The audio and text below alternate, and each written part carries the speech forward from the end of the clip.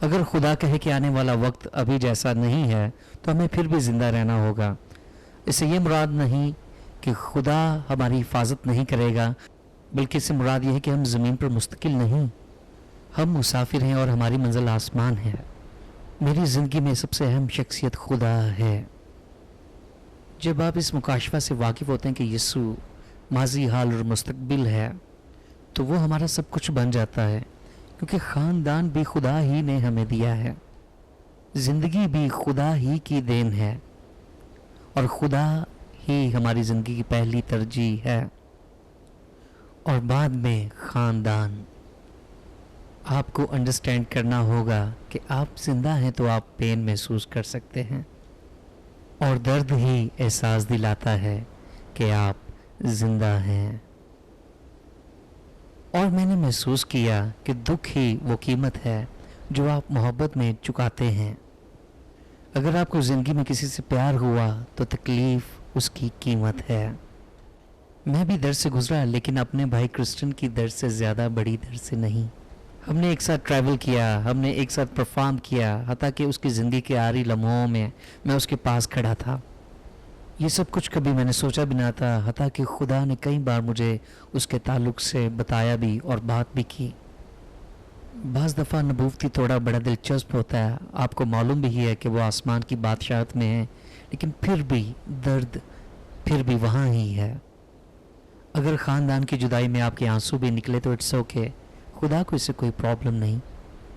آنسو ظاہر کرتے ہیں کہ آپ کی محبت سچی ہے، اور یہ آنسو ان وقتوں کی یاد دلاتے ہیں جو آپ نے اس شخص کے ساتھ گزارا ہے۔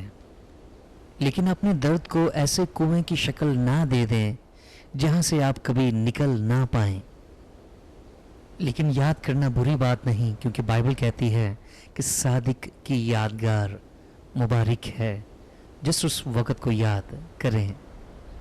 یسوع مسیح ہی تسلی کا سر چشمہ ہے، اور اسی تسلی میں وہ ہماری روحوں کو شادمان کرتا ہے۔ وقت آپ کو ختم بھی کر سکتا ہے اور زندہ بھی کر سکتا ہے۔ ابدی زندگی کے لیے ضروری ہے کہ آپ کا خدا کے ساتھ رشتہ بہت ہی مضبوط ہو۔ میرا اگر آپ کے ساتھ تعلق نہیں تو آپ کو میرے گھر آنے کی اجازت نہیں ہے، تو کیسے صرف اچھا ہونے کی بیس پر آپ آسمان کی بادشاہت میں جا سکتے ہیں؟ صرف اور صرف یسوع مسیح کے ساتھ مضبوط رشتہ کی بنیاد پر آسمان آپ کے لیے کھلا ہے۔ جب ہم یسوع کو قبول کرتے ہیں تو ابدی زندگی کو قبول کرتے ہیں۔ زمین پر بھی ہمارا انحصار یسوع مسیح پر ہے، اور آسمان پر بھی ہمارا انحصار صرف اور صرف یسوع مسیح پر ہے۔ فیملی کے ساتھ بتائے ہوئے لمحے دوبارہ پھر کبھی نہیں آئیں گے، اس کو انجوائے کیجئے۔ ایک دن آپ کا یہ وقت، آپ کے یہ لمحات آپ کا ماضی بن جائیں گے۔ اس کے ساتھ ساتھ جو خدا نے اپنا کام مجھے دیا اس کو پورا کرنا بھی میری ہی ذمہ داری ہے، اور جو خدمت کا کام ہمیں دیا گیا ہے ہم نے اس کو کرنا ہے، تاکہ جب یسوع مسیح ہمیں لینے کے لیے آئے تو ہمارے سر ہمیشہ فخر سے بلند رہیں۔ ایسی خدمت کریں کہ آسمان پر فرشتے آپ کا ذکر کریں کہ یہ شخص زمین پر خدا کا نور ہے۔ کچھ ایسے خادمین بھی ہیں جن کی خدمت کو دیکھ کر میرے اندر جستجو پیدا ہوتی ہے کہ میں ان سے راز پوچھوں، سوال کروں خدمت کے تعلق سے۔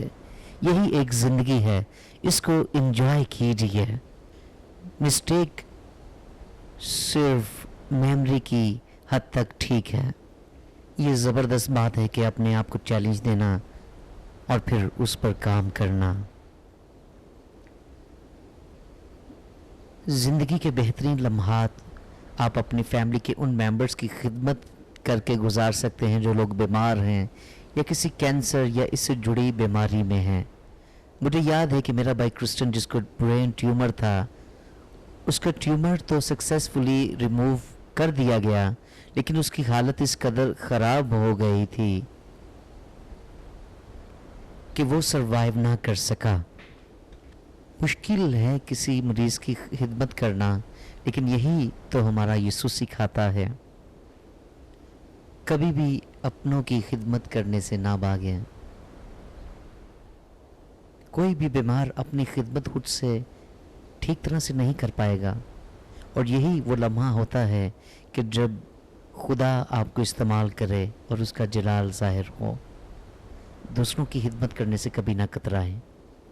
लोग हमेशा मुझसे ये सवाल करते हैं कि अगर खुदा भला है तो फिर हमारे साथ क्यों बुरा होता है, क्यों हम अपने अजीज़ों को खोते हैं, अपनी बीवी को, अपने शोहर को, अपने बच्चों को क्यों हम खोते हैं। एक दफ़ा एक मर्द खुदा ने मुझसे बात की। मैं उस मर्द खुदा से बहुत प्यार करता हूँ और वो बहुत ही अमेजिंग मैन है।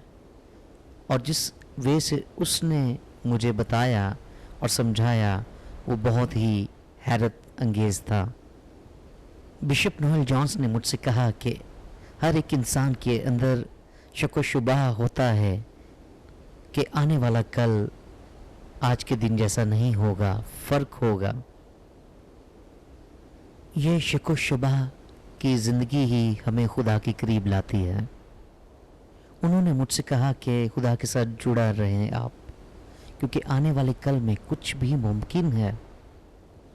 ये शक व शुबा ही खुदा के साथ मुस्तकिल रहने का सबूत है। ये चीज़ दुख में भी खुशी देती है, लेकिन हमें याद भी दिलाती है कि हम परदेसी और मुसाफिर हैं। लिहाजा दुनिया फ़ानी है, लेकिन अब्दी हमारी मंजिल सिर्फ और सिर्फ आसमान है। ज़मीन पर हम ये सब कुछ नहीं समझ पाएंगे कि हमारे साथ ऐसा क्यों होता है, हम दुख क्यों उठाते हैं। लेकिन एक दिन जब हम खुदा की हजूरी में और उसके जलाल में होंगे तो हम इन सारी भेदों को समझ पाएंगे।